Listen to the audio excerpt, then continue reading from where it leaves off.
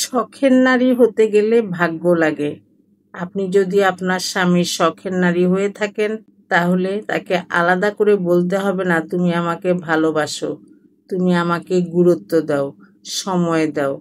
আর এরকম স্বামী যে নারী পেয়েছেন, সেই তো আসল ভাগ্যবান। আসসালামু আলাইকুম, আমি রহিমা আক্তার আরেকটা ছোট্ট ভিডিও নিয়ে চলে আসছি। কেমন আছেন সবাই জানাবেন।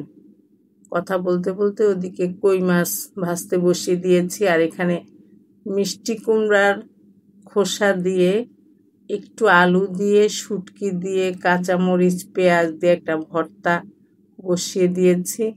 খুবই সুস্বাদু হয়, যারা খেয়েছেন তারা হয়তো জানেন এর স্বাদ। আমি আসলে আগে খেতাম না, ইউটিউব দেখেই আসলে খাওয়া শিখেছি। এখন আর ওই খোসাটা আমি ফেলে দেই না, আমি ওটা আনলেই, মিষ্টি কুমড়া আনলেই আমি ভর্তা বানাই, আমার কাছে ভালো লাগে। আর এদিকে কই মাছ ভেজে নিচ্ছি।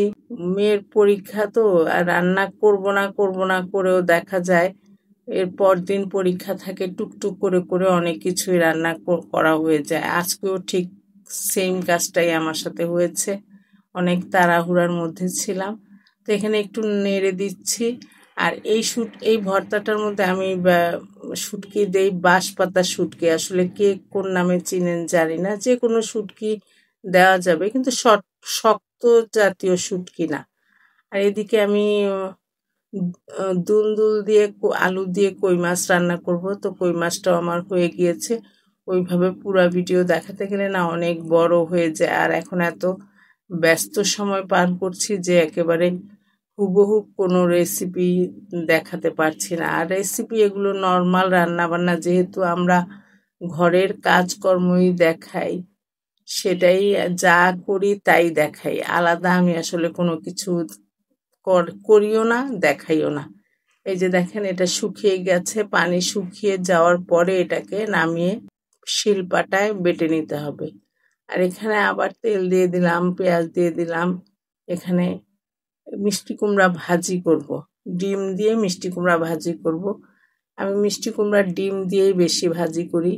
চিংড়ি মাছ থাকলে চিংড়ি মাছ দিয়ে করি, চিংড়ি মাছ যখন না থাকে তখন ডিম দিয়ে ভাজি করি।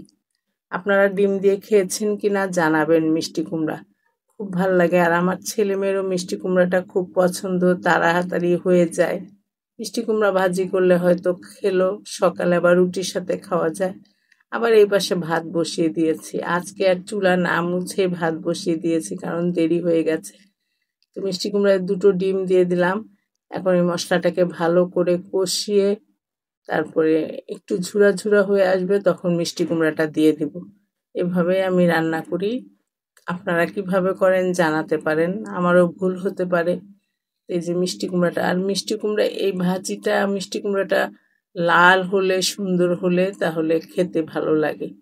সাদা সাদা মিষ্টি কুমড়াটা দিয়ে অবশ্য তেমন একটা ভালো লাগে না। আর এরকম কালার দেখেই আমি আনি এই ভাজির জন্য।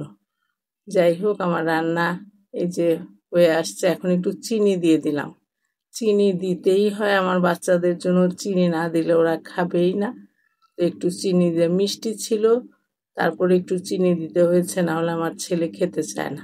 এবার দিয়ে দিলাম ধনেপাতা।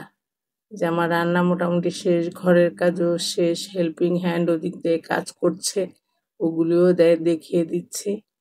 ভাতও হয়ে এসছে। এই তো কথা বলতে বলতে ভর্তা বাটায় চলে আসলাম। ব্লেন্ড ব্লেন্ড করেও নিতে পারেন, কিন্তু আমার কাছে ব্লেন্ড করাটা ভালো লাগে না। এই যে আমার রান্না, মানে ডাল রান্না করলাম, দুন্দুল দিয়ে কই মাছ, তারপরে এখানে মিষ্টি কুমড়া ভাজা, ভর্তা, আর এই যে মাছ ভেজে নিলাম।